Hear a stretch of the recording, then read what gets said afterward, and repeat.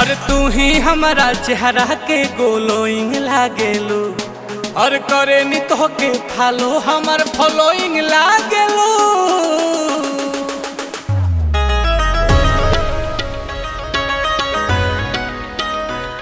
ए जान साचो फिल्म के हीरोइन लागेलू, झटक के तू मटक के चलेलू। ए जान साचो फिल्म के हीरोइन लागेलू।